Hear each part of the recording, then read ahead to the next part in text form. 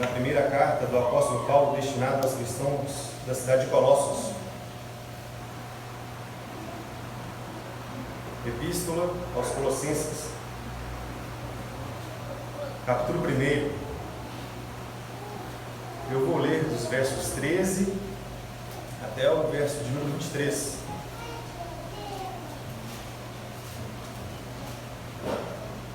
Epístola de Paulo aos Colossenses, capítulo 1, do verso 13 ao verso 23. Diz assim a palavra do Senhor: Ele nos libertou do império das trevas e nos transportou para o reino do Filho do seu amor, no qual temos a remissão dos pecados. Este é a imagem do Deus invisível, o primogênito de toda a criação, pois nele foram criadas todas as coisas, nos céus e sobre a terra, as visíveis e as invisíveis, sejam tronos, sejam soberanias, quer principados, quer potestades. Tudo foi criado por meio dele e para ele. Ele é antes de todas as coisas, nele tudo subsiste. Ele é a cabeça do corpo, da igreja. Ele é o princípio, o primogênito de entre os mortos, para em todas as coisas ter a primazia, porque aprove a Deus que nele residisse toda a plenitude, e que, havendo feito a paz pelo sangue da sua cruz, por meio dele, reconciliasse consigo mesmo todas as coisas, quer sobre a terra, quer nos céus. E a vós outros também, que outrora erais estranhos e inimigos do entendimento pelas vossas obras malignas, agora, porém, vos reconciliou no corpo da sua carne, mediante a sua morte, para apresentar-vos perante ele santos, inculpáveis e irrepreensíveis, se é que permaneceis na fé, alicerçados e firmes, não vos deixando afastar da esperança do evangelho que ouvistes, e que foi pregado a toda criatura debaixo do céu, e do qual eu, Paulo, me tornei ministro. Oremos, meus irmãos. Ó Deus, Pai bendito, ó Deus Cristo Supremo, ó Deus Espírito Santo, ouvimos a Tua palavra, mas que não seja meramente um ouvir, mas um assentamento no coração, uma esperança viva em nossos corações, um desejo, uma expectativa ardente, flamejante por Ti, ó Deus. Nos ajude nesse instante, para que venhamos conhecer mais e mais a respeito de Ti. Que eu seja claro no falar, fidedigno quanto à interpretação. Tenha misericórdia de nós, ó Deus, e que os nossos olhos estejam voltados sempre no Cristo Supremo, soberano sobre tudo e sobre todos. É no nome dele, do Filho, que nós oramos. Amém e amém. Irmãos, Colossenses é, na minha opinião, uma das mais belas cartas escritas pelo apóstolo Paulo. E por qual motivo eu advogo e defendo isso? Por causa do principal assunto tratado nessa carta. E qual é o primeiro assunto, ou o principal assunto? O conhecimento. Mas não se trata aqui, meus irmãos, de um conhecimento no sentido genérico, mas no conhecimento de Deus e da sua vontade, a fim de que vivamos de modo digno do Senhor. É preciso lembrar, meus irmãos, que quando o Evangelho foi anunciado, ele não penetrou num vácuo histórico, mas em meio a um turbilhão de seitas, heresias e religiões que buscavam tragar a mente de todos os homens.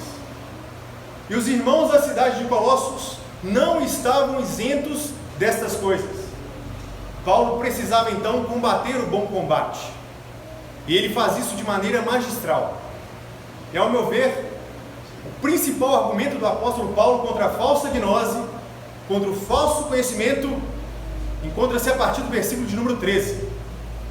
O conhecimento de Cristo, aquele em quem todos os tesouros da sabedoria e do conhecimento estão ocultos. Mas antes de nós analisarmos propriamente esse texto, creio que seja importante considerarmos os versículos anteriores, que vão servir de pano de fundo para a nossa meditação. Que o Senhor então possa nos abençoar nessa empreitada. Que Ele possa nos ajudar, pois sem Ele nada podemos fazer. Irmãos, como é de costume, nos primeiros versos o apóstolo Paulo se apresenta e saúda os seus destinatários. Ele dá graças a Deus porque ouviu dizer que aqueles irmãos da cidade de Colossos tinham a fé em Cristo, tinham amor para com todos os santos e esperança, em uma esperança que está preservada nos céus, o qual é o Evangelho da salvação. Fé, amor e esperança, virtudes teologais que só podem nos ser dadas por meio do Evangelho de nosso Senhor Jesus Cristo. Ele ouviu estas coisas por meio de um homem chamado Epáfras.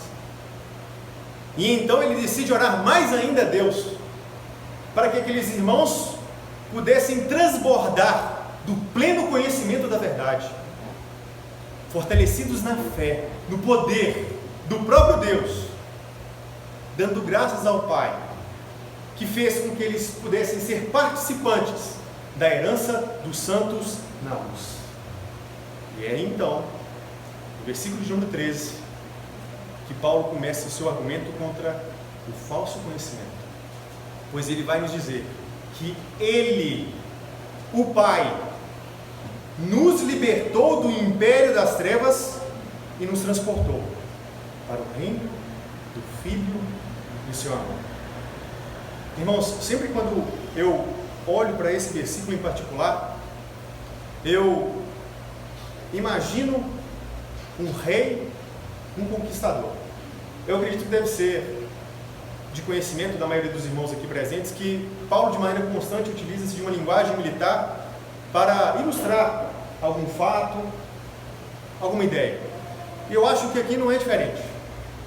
Quando eu olho para esse texto, eu imagino um conquistador que está montado em um robusto e veloz cavalo. E ele está passando por cima de todos os seus adversários. Ninguém pode superá-lo. E então ele empina o seu cavalo e as patas derrubam os portais do castelo do inimigo. O valente é desbaratado. E então o conquistador leva os seus. Paulo está dizendo aqui que os irmãos da cidade de Colossos, que ele mesmo foi resgatado. Nós fomos resgatados. E meus irmãos, prestem atenção nisso. Se não fosse a intervenção divina, se não fosse a graça de Deus, permaneceríamos ainda hoje no império das trevas, com sorrisos estampados no rosto, caminhando feliz para o inferno, para a morte eterna. Se não fosse a graça de Deus, sua obra em nossas vidas, estaríamos caminhando a passos largos para a morte eterna. Mas aprove a Deus nos resgatar. Estas, meus irmãos, são verdades gigantes que não podemos comportar. Mas às vezes vivemos como se essas verdades fossem pequenas demais, ao ponto de nosso pensamento estar lá no império das trevas, ao invés do reino do Filho do seu amor. É por isso que, apesar da conquista realizada por nós, pelo Pai, é necessário ainda nesta vida uma luta constante, uma guerra interior, para que cada dia mais as fronteiras do nosso coração possam ser alargadas, as fronteiras possam ser cada vez mais avantajadas, para que o amor de Cristo venha abundar nos nossos corações e cada vez mais venhamos aparecer com a imagem do Filho de Deus. Essa é uma luta constante e devemos perseverar até o fim, confiando em nosso conquistador. Certa vez um homem chamado Aldous Huxley, os irmãos aqui talvez conheçam um dos seus livros, Admirável Novo Mundo, ele disse certa vez, não necessariamente nesse livro, que a pior ditadura que viria, ela viria em aparência de democracia. Ela não precisaria de muros, porque as pessoas estariam amando essa ditadura. Elas estariam tão afogadas em consumo e entretenimento que elas amariam a escravidão. Mal sabia ele que essa ditadura já existe. Mudando o que deve ser mudado, a ditadura é o pecado. Se a intervenção de Deus não ocorrer, vamos amar a escravidão, vamos amar o pecado. Mas graças a Deus, pelo conhecimento na face de Cristo, graças a Deus, pela obra de nosso Senhor Jesus, do Filho, por meio do qual nós temos a redenção, a remissão dos pecados. É isso que diz o restante do versículo. E aqui eu preciso acrescentar e trazer à luz algumas informações importantes ainda nesse verso. O Pai nos libertou. E no Filho, versículo número 14, nós temos a redenção, a remissão dos pecados. Mais uma vez, se vocês prestarem atenção, o apóstolo Paulo continua utilizando-se de linguagem militar, pois redenção é libertação mediante de um preço específico. Deus, por meio do Filho, libertou as algemas da escravidão, do nosso pecado.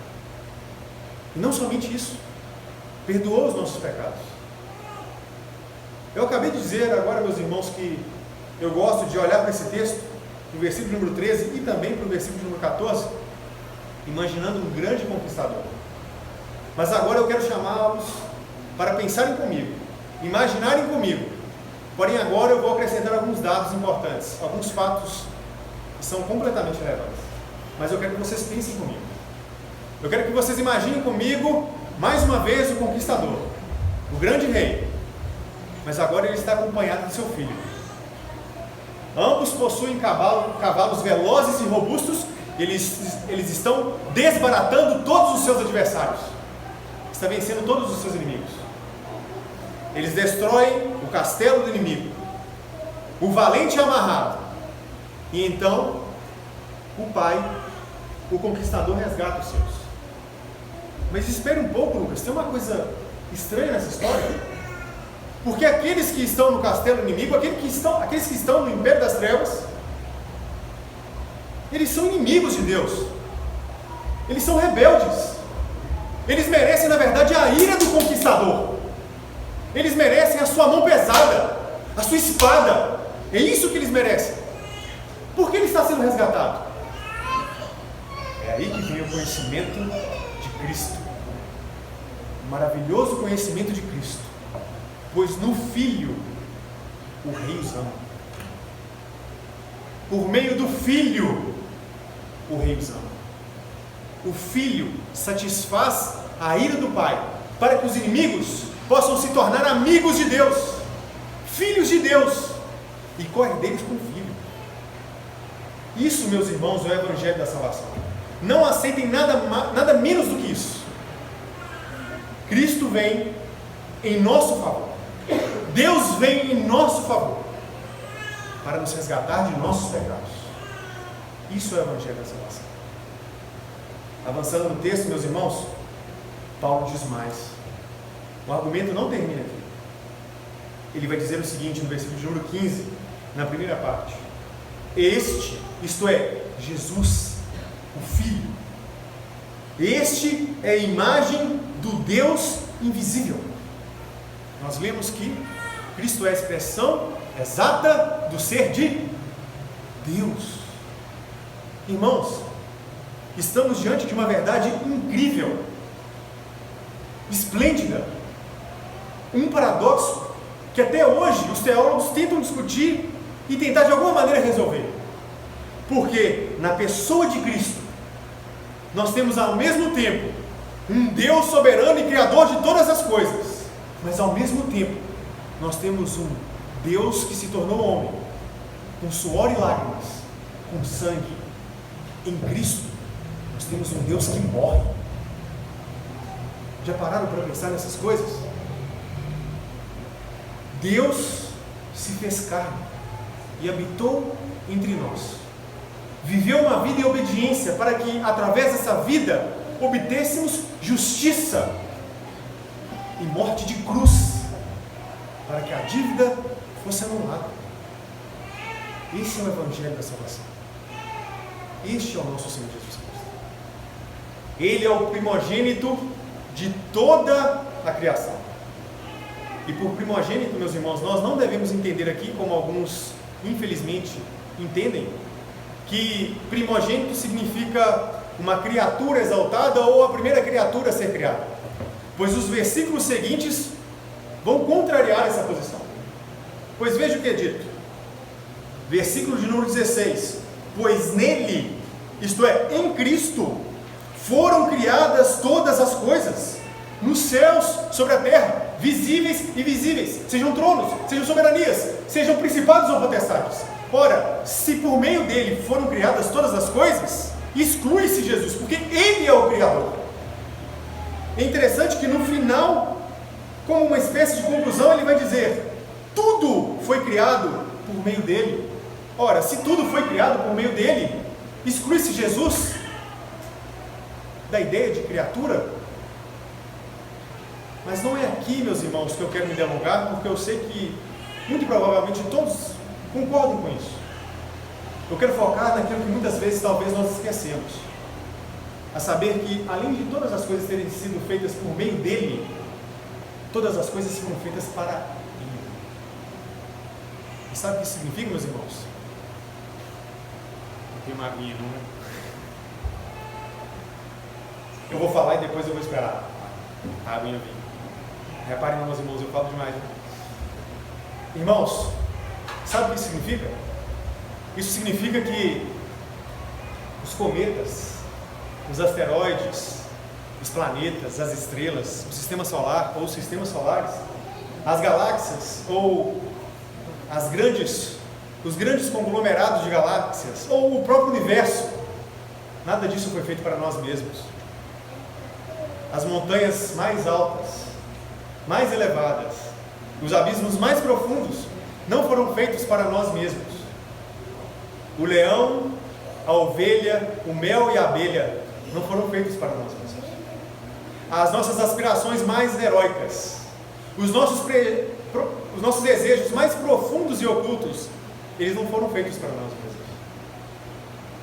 A nossa vida e a nossa morte, em última instância, não foi feita para nós mesmos. Tudo foi feito para o Filho, porque toda glória deve ser dada ao Filho, toda exaltação é para o Filho, tudo aponta para o Filho. E com isso, então, eu estou querendo dizer que Deus não nos deu nada para que pudéssemos desfrutar? Não é isso que eu estou dizendo. Deus nos deu delícias para saborearmos. Deus nos deu coisas maravilhosas para desfrutarmos. Mas se eu pudesse colocar uma hierarquia de posse, tudo em última instância não foi feito para nós mesmos, foi feito para o Filho de Deus. E isso tem grandes implicações.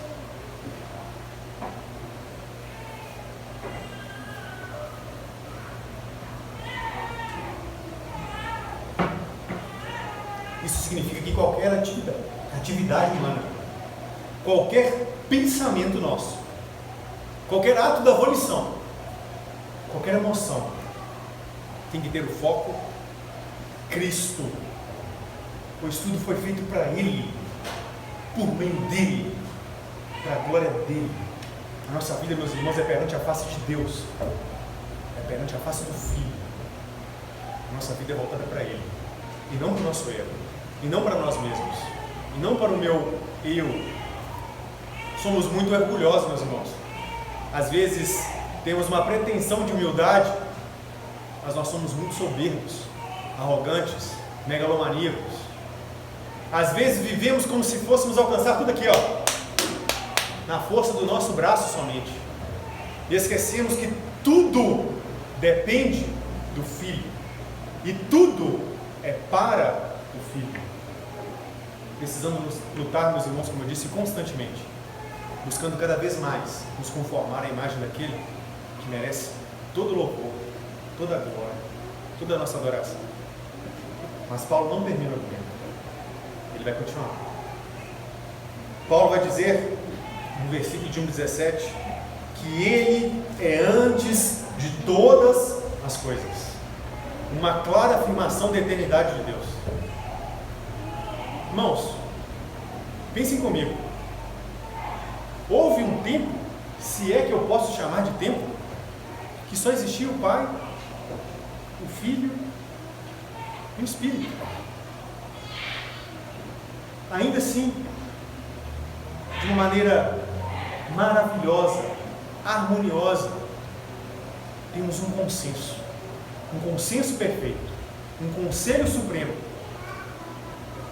E houve um momento que os teólogos chamam aliança da redenção, que de maneira consensual o Pai diz ao Filho: Filho, você deve ir ao mundo salvar pecadores. O Eterno então penetra na história, se reveste de carne, tornando-se portanto ser temporal, vive uma vida justa e morre a nossa morte, para que pudéssemos obter a vida eterna e viver eternamente com o Eterno. De maneira resumida, a eternidade entrou no tempo, se fez presente no próprio tempo, para que pudéssemos ter a vida eterna e vivermos eternamente com Ele. Mas Paulo diz mais. Paulo vai dizer, ainda no versículo de 17, que nele, em Cristo, tudo subsiste. Tem um livreto, meus irmãos, eu já li há alguns anos, não sei exatamente se esse é o nome, mas é um livreto escrito por Mussolini, para você aprender sobre o que é fascismo na perspectiva de Mussolini. E tem um determinado trecho nesse texto, nesse livro, que ele diz assim: olha, tudo deve estar dentro do Estado, nada fora do Estado, nada contra o Estado. Mudando aquilo que deve ser mudado, eu penso que Mussolini substituiu o Estado por Cristo, pois na verdade nada pode estar fora de Cristo. Nada pode estar fora de Cristo. E de maneira absoluta, nada pode estar contra Cristo. Pois nele nós vivemos, nele nos movemos, nele nós existimos. Vocês já pararam para imaginar, meus irmãos, que o homem mais santo da terra e o tirano mais diabólico da terra, ambos subsistem em Deus e dependem de Deus para a sua existência? Mais uma vez, isso é motivo, ou pelo menos deveria ser motivo para todos nós, para despojarmos de qualquer orgulho, pois nós não temos nem mesmo direito às nossas próprias vidas, não temos nem mesmo a subsistência em nós mesmos, dependemos completamente do próprio Deus, dependemos de nosso Senhor Jesus Cristo, seja para o respirar, seja para o pão, seja para o vinho, seja para... dependemos de tudo. Cristo Jesus, nele, tudo subsiste. Eu acho que até o versículo de 1:17, o apóstolo Paulo tratou de maneira geral quem Cristo é. E não que ele está mudando agora no versículo de número 18 o seu argumento, mas eu acredito numa certa transição, pois ele tratou dos atributos de Deus e agora ele vai dar a posição de Cristo na igreja. E qual é essa posição? Ele é o cabeça do corpo, ele é o cabeça da igreja. E toda vez que eu penso na palavra cabeça, me vem a ideia de senhorio, autoridade absoluta, autoridade suprema. E quando eu penso em senhorio, eu pelo menos penso em duas coisas: uma que parte de nós e uma que parte do próprio Senhor. O que parte de nós? Ora, se nós somos servos, nós temos que prestar obediência ao nosso Senhor. E o que parte do Senhor? Eu creio que pelo fato dele ser o nosso Senhor, é Ele que nos dá o sustento, é Ele que cuida de nós. E por que eu estou dizendo essas coisas? Porque nós precisamos tomar cuidado com alguns problemas em algumas igrejas. Eu bem sei e conheço a seriedade e a busca pela pureza dessa igreja, a Igreja Peregrinos.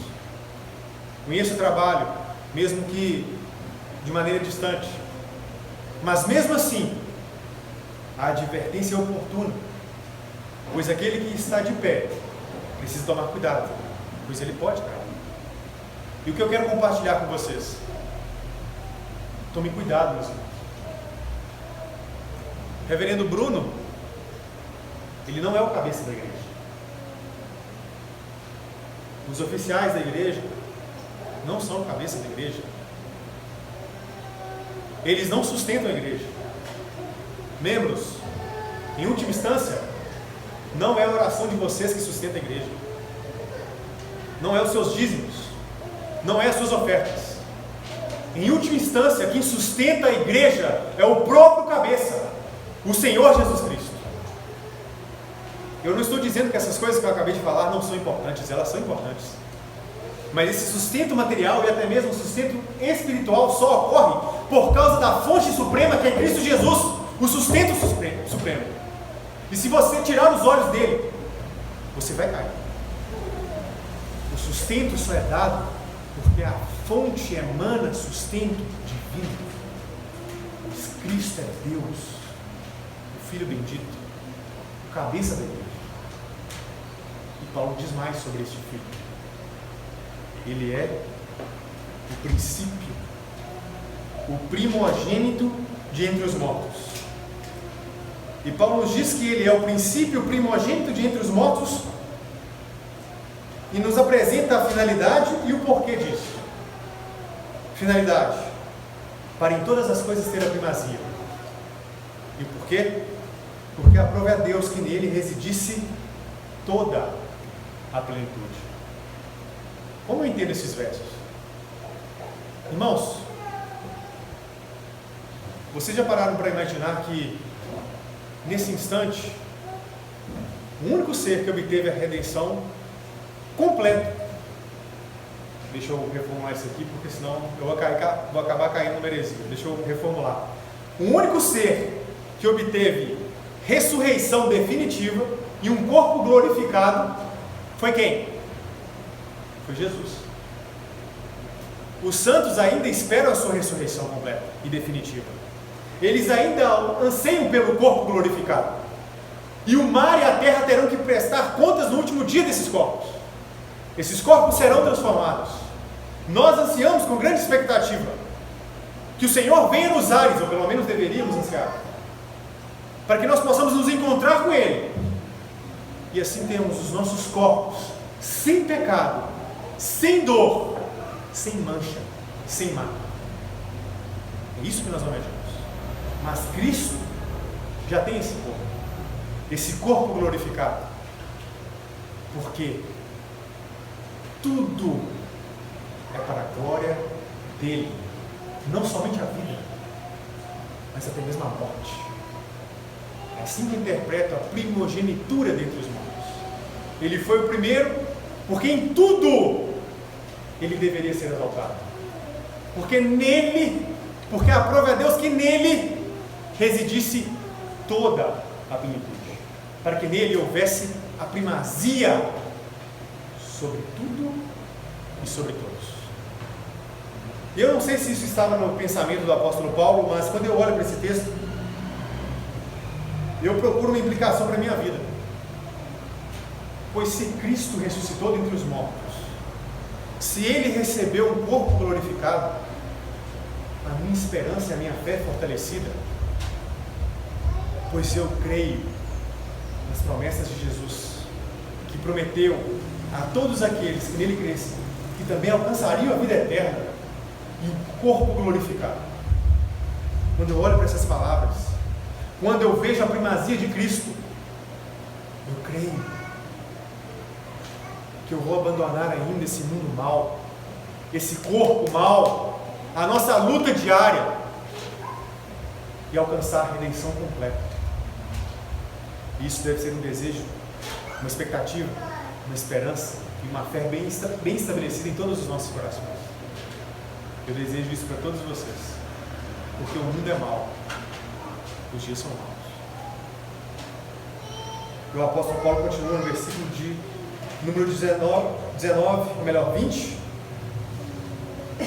e que, havendo feito a paz pelo sangue da sua cruz, por meio dele, por meio de Cristo, reconciliasse consigo mesmo todas as coisas, quer sobre a terra, quer nos céus.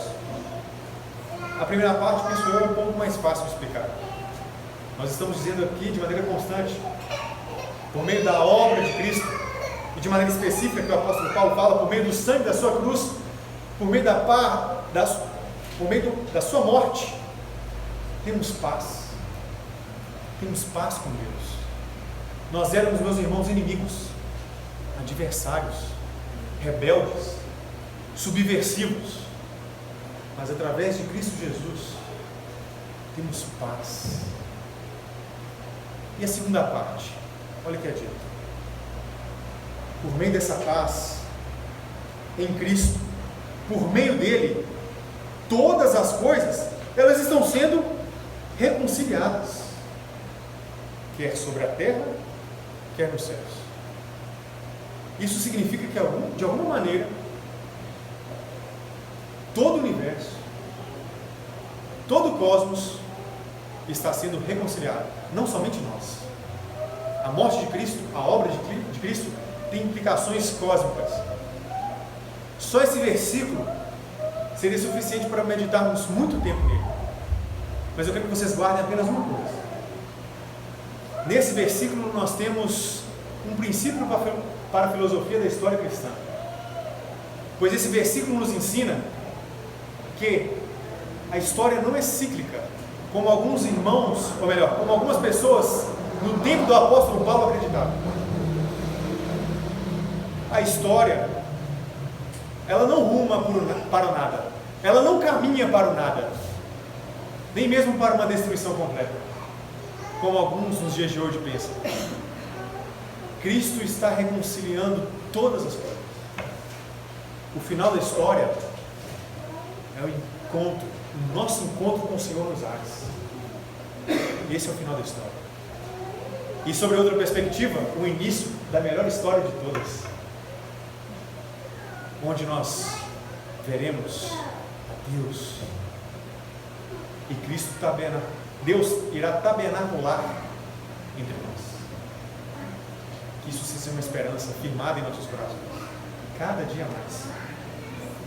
Mas Paulo diz mais, porque agora, quando ele disse sobre a morte de Cristo e a implicação de uma maneira cósmica, ele volta para os irmãos da cidade de Colossenses, pois ele diz: e a vós outros, e por implicação nós, e a vós outros também, que outrora nós éramos o quê? Estranhos e inimigos no entendimento, pelas vossas obras e pelas nossas obras malignas.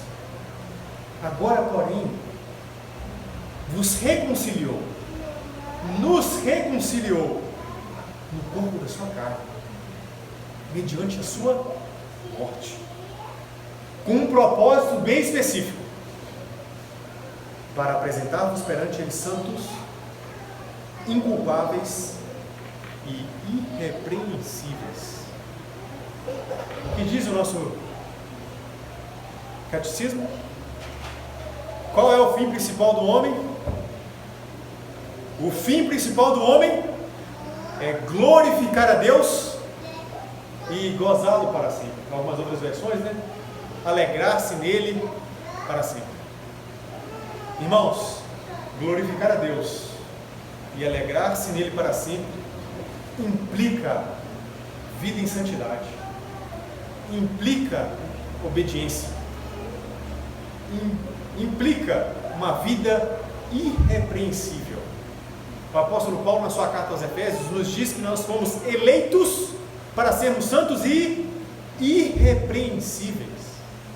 Nós somos conquistados, nós somos removidos do império das trevas e transportados para o reino do Filho do seu amor, para vivermos em conformidade com este reino. Nós fomos transformados e transportados para a sua maravilhosa luz, para vivermos em conformidade com a luz e não com as trevas.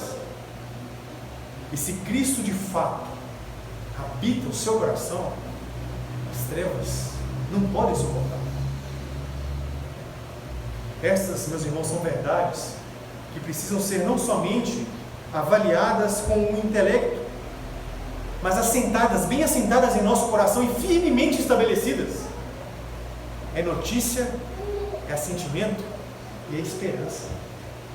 É confiança nessas palavras de verdade. É uma vida vivida à luz daquilo que nos foi revelado. Uma vida de obediência. É para isso que a igreja de Deus foi chamada. Ser santa. Um mundo em corrupção.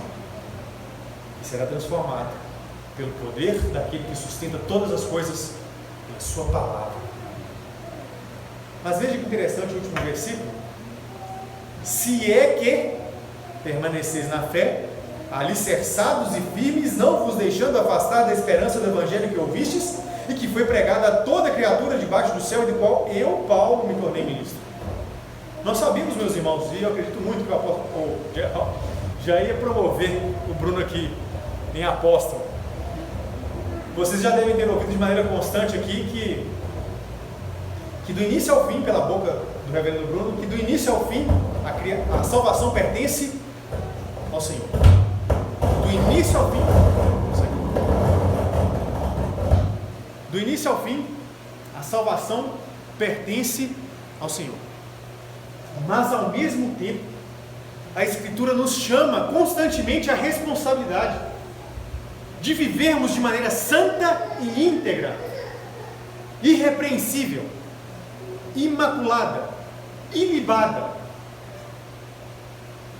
Há um partir de nós mesmos.